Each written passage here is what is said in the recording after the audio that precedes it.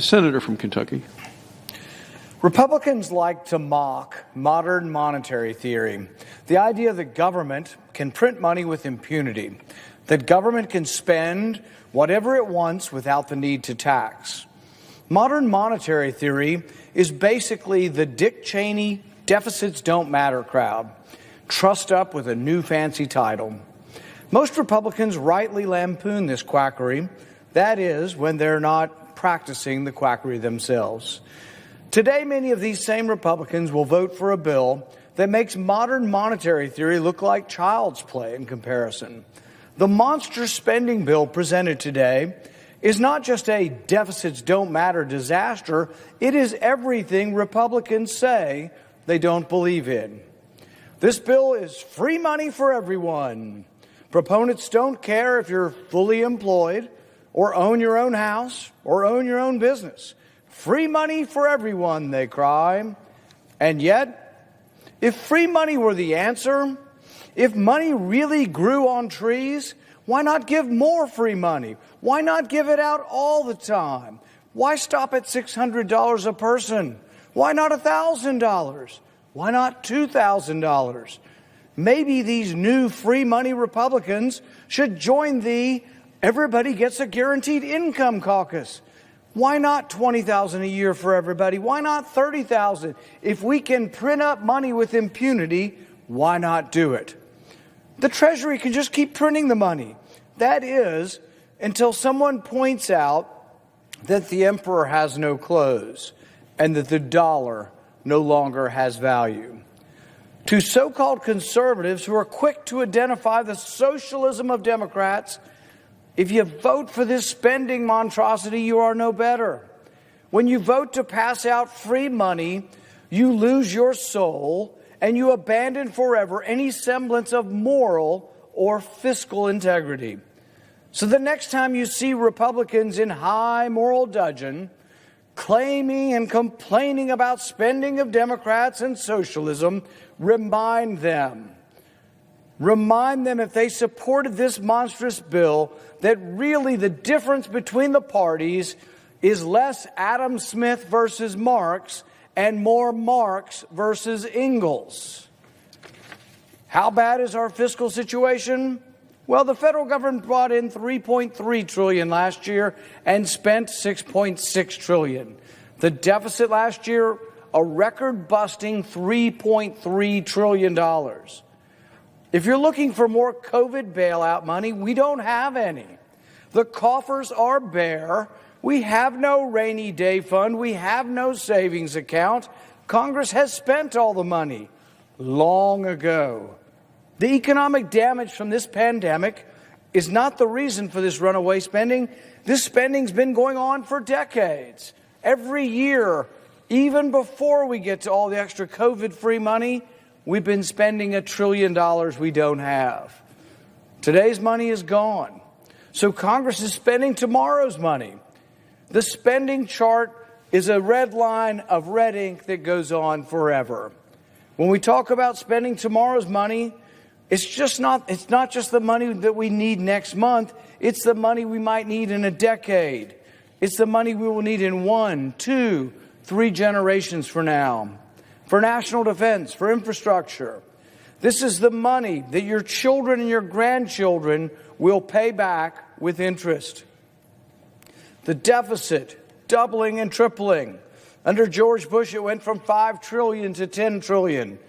Under President Obama, it went from 10 to 20 trillion. We're now at 27 trillion, but we're adding it at $1 trillion a year before we get to this COVID budget-busting bailout. Every tax-paying American already owes over $136,000, and they're staring at projections into the future that show no end.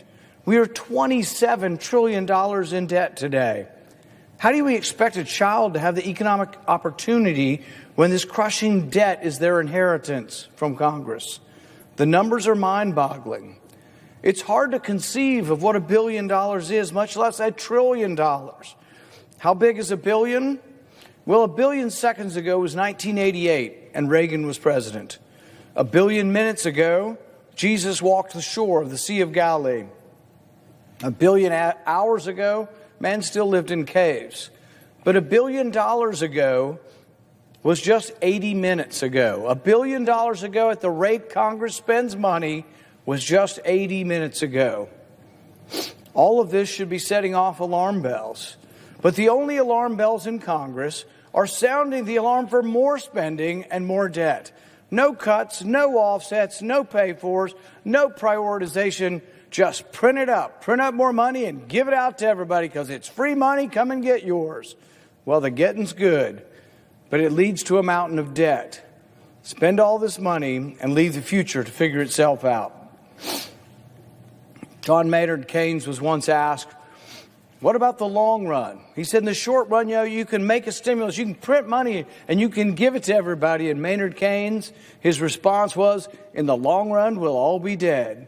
No concern for the future, only for the immediate.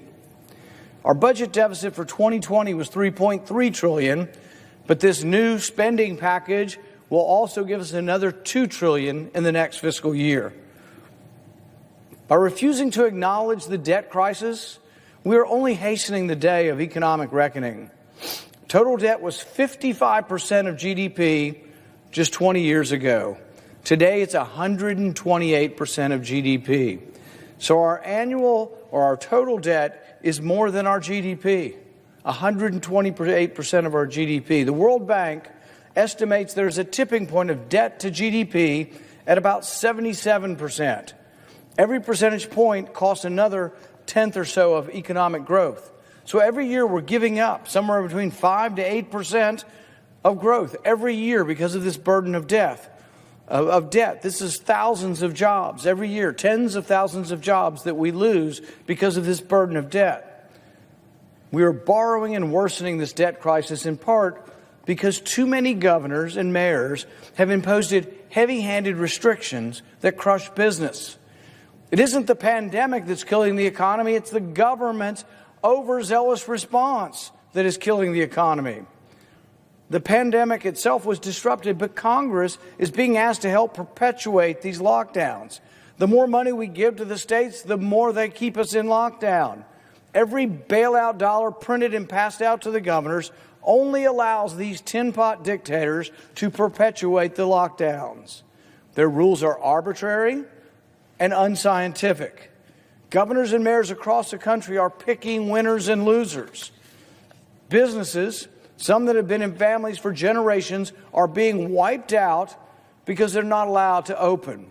Restaurants have to close their doors for indoor dining, but then they get told they can open at limited capacity. But then they are told they have to close again.